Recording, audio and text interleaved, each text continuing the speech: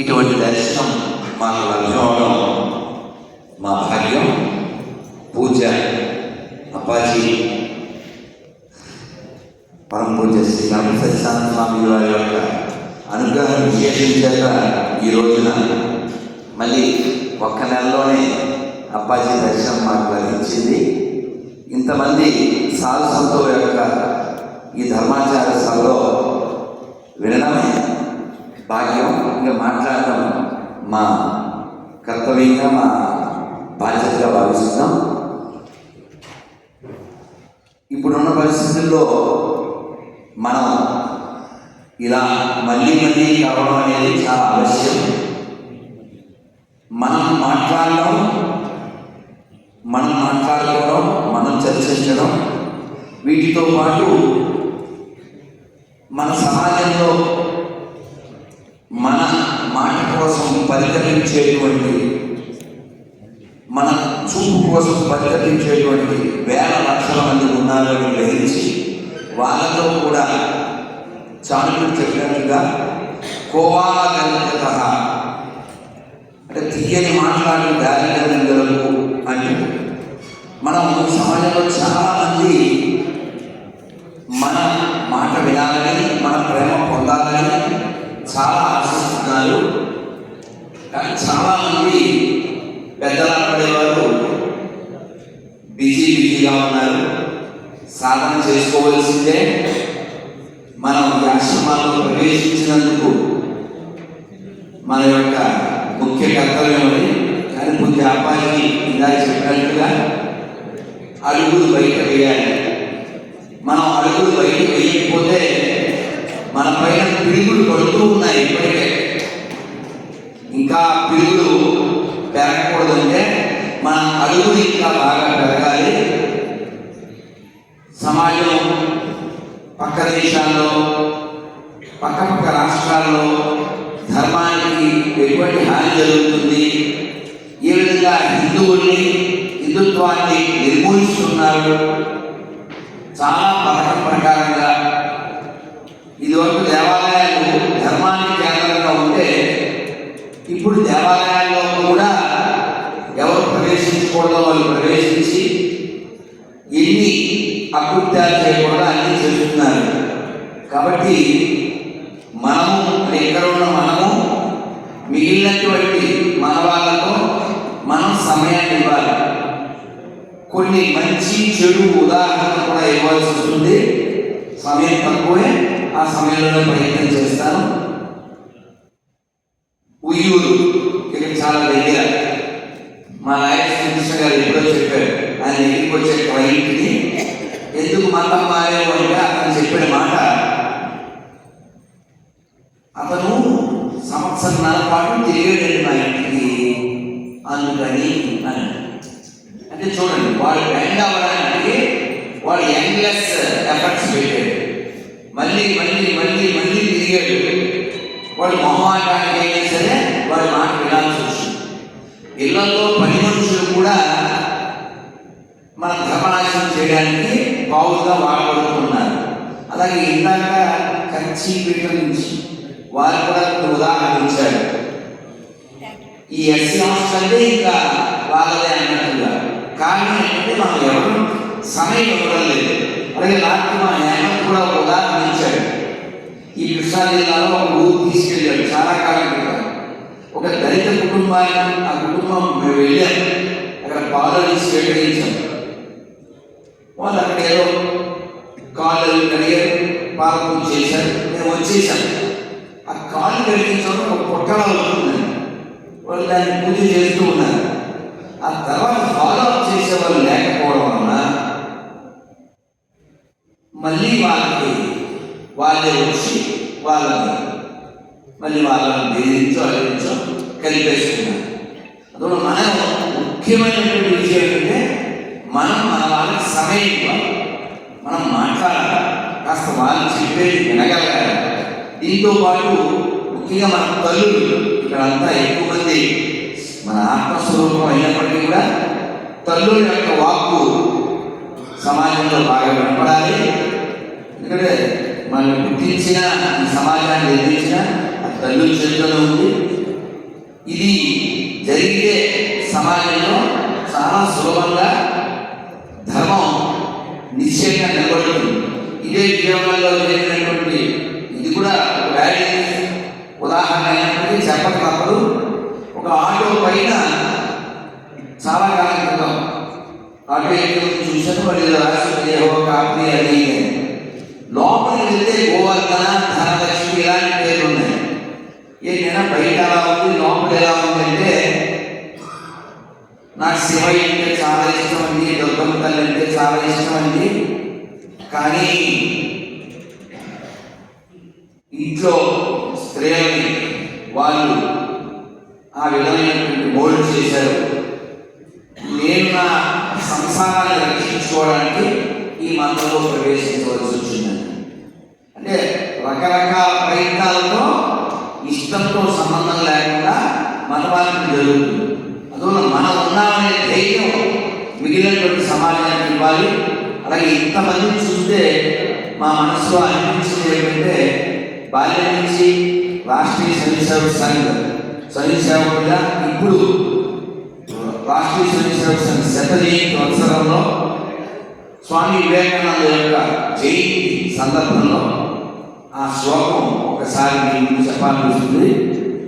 యం వైదికాంత దృశపురాణ యంద్రం యమం మాతర్శ్వానమాహు వేదాంతినో నిర్వచనీయమేకం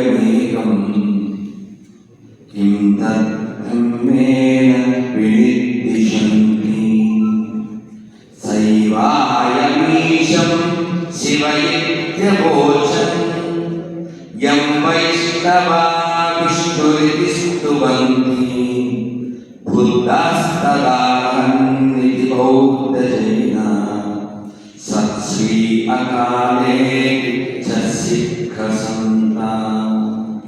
భారత్ మాతా key జై. ఇందులో భావం చాలా మంది పెద్దలందరికీ అర్థమైంది. కానీ మనం శివ, కేశవ, శాక్తేయ, సౌర, కౌమార, గణపతి ఏ సాంప్రదాయాన్ని అనుసరించినప్పటికీ కూడా మనం అందరం సనాతన ధర్మం అనేటువంటి ఇంటిలో ఉన్నాం. ఒక్కొక్కరు వేరే వేరే గదిలో ఉండొచ్చు. ఏ గదిలో ఉన్న వాళ్ళైనా హాల్లో పిలిస్తే ఈ సాంప్రదాయంలో ఉన్న వాళ్ళందరూ హాల్లో ఇలా జమ అవుతారు. కానీ ఎవరైనా ఒక్కసారి ఈ హాల్ దాటి, ఈ ఇల్లు దాటి, ఈ ప్రాంగణం దాటి బయటికి వెళ్తే వాడు ప్రసాదం తీసుకోడు, వాడు గుర్తుపెట్టుకోడు. కాబట్టి ఏదో ఒక దాంట్లో ఈ 6 సాంప్రదాయాల్లో, ఈ షణ్మతాల్లో ఏదో ఒక దాంట్లో వాడికి రుచి పుట్టే వాడికి పక్కకి పోదు. ఆ రుచి పుట్టాలంటే మనం ఖచ్చితంగా సమయం ఇవ్వాలి. ఒక కుటుంబానికి సమయం ఇవ్వాలి, ఒక వ్యక్తికి సమయం ఇవ్వాలి, ఒక సమూహానికి సమయం ఇవ్వాలి.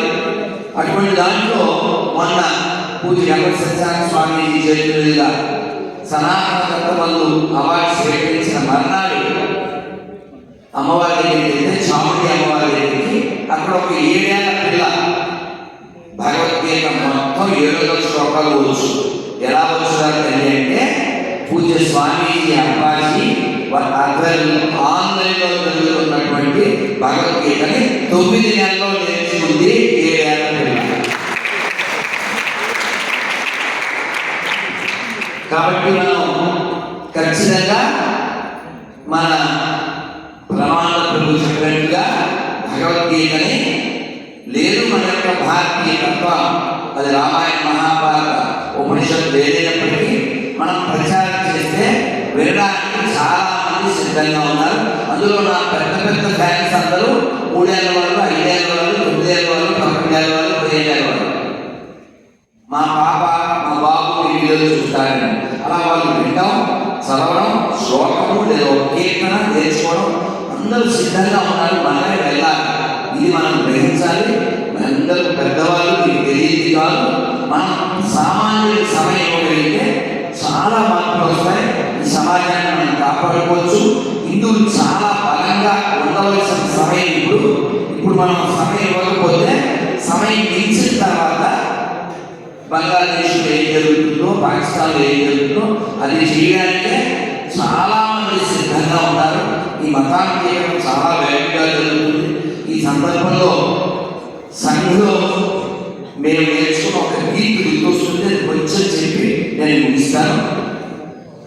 ఆదిశంకరుడి శంకారావం అగస్త్య మౌని ధర్మ ప్రచారం సమర్థరాముడు పరమహంసలకు జన్మనిచ్చిన పుణ్యభూమి ప్రపంచ సభలో గర్జన చేసిన భారతవాణి నాదనవోయ్, ఆ వివేకవాణి నాదనవోయ్, మనదేనోయ్ భారతదేశం, భారతదేశం మనదేనోయ్, దిక్కులన్నీయు పిక్కటిల్లగా భారతమాతకు జయ్యనవోయ్, భారతమాతకు జయ్యనవోయ్, భారతకి.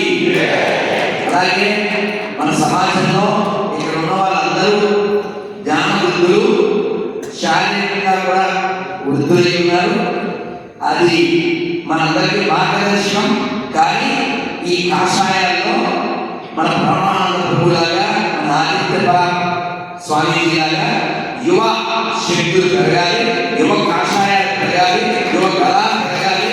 అప్పుడు మనం సమాజంలో ఇంకా బాగా పెరగలుగుతాం. అది పూజలు, పెద్దలు, స్వామీజీలు ఆ విషయంలో ఆలోచించగలరని. అలాగే ఇస్కాన్ ప్రపంచవ్యాప్తంగా వివిధ భాషల్లో ప్రచారం చేస్తుంది. అలాగే మనం అందరూ కూడా వారి వారి పీఠాల తరపున ఏం చేయగలమో చేస్తున్నారు. అయితే చిన్న స్థాయికి మన ప్రచారం వెళ్ళట్లేదేమో అనిపిస్తుంది. ఎందుకంటే మనం పల్లెటూరు వెళ్ళే డొక్కా సింహం గారి ఊరు, ఆ గోడల మీద, అలాగే అంతకుముందు బాడీలు వెళ్తే అక్కడ ఆ చెట్ల మీద వాళ్ళకి సంబంధించినటువంటి కాగితాలు లేదా పాంప్లెట్ ఒక ఫ్లెక్సీలో అనిపిస్తున్నారు ఇతర మతాల వాళ్ళు. కానీ మన దురదృష్టం, మన దేవాలయాల్లో ఒక శ్లోకం ఉండదు, ఒక గోడ మీద ఒక మంచి వాక్యం ఉండదు. మనకి గోడలు ఉన్న అంతావైన గోడలు ఉంది, కానీ సర్వే జనాభవన్ అనే పదం కానీ ఒక వాక్యం కానీ లేదు. మాతృదేవ భవన్ ఇలాంటివి మన దేవాలయాలు రాసి లేవు. దేవాలయంలో ప్రవేశించడం, అక్కడ దానం, బయటకు వచ్చేటప్పుడు అన్నాం. వీరికి వచ్చిన జ్ఞానం శూన్యం. అందుకని దేవాలయాలు ప్రచార కేంద్రాలు కావాలి. అది అప్పుడు మాత్రమే వచ్చిన వాళ్ళలో మార్పు ఉంటుంది. లేకపోతే వాళ్ళు చాటింగ్ కోసం వస్తారు దేవాలయంలో, నామకీయ వాస్తే నమస్కారం పెట్టి కబుర్లు చెప్తూ వెళ్ళిపోతారు. ఈ విషయంలో కూడా పెద్దలు, పూజలు ఆలోచించగలరని విజ్ఞప్తి చేస్తూ ఈ పరిస్థితి చేస్తుంది. కసరత్తు హిందువుల భవిష్యత్తు అని భావిస్తూ ఈ సమాచార సభ ఇటువంటి పూజ అప్పాలి చెప్పినట్టుగా తెలంగాణలో కూడా త్వరలో జరగబోతుందని, ఇలా మనం ఎన్నో సమ్మేళనాలు మనం జరుపుకోవాలి. అలాగే పూజలు, పెద్దలు, స్వామీజీలు, పీఠాధిపతులు అందరూ కూడా వారి వారి శిష్యులకు ఒక్క పిలుపు ఇవ్వాలి. ఇంట్లో గృహ సత్సంగం జరగాలని, ఇద్దరు, ముగ్గురు, నలుగురు వాళ్ళు ఆ ఇంట్లో వాళ్ళు వారానికి ఒక రోజు గంట కూర్చునేలా వారి వారి శిష్యులకి ఒక పిలుపు ఇస్తే కుటుంబాలు నిలబడతాయి. కుటుంబం అందరూ కూడా ఎవరి చేతిలో వారికి సెల్లు, ఫైనల్గా హెల్ప్.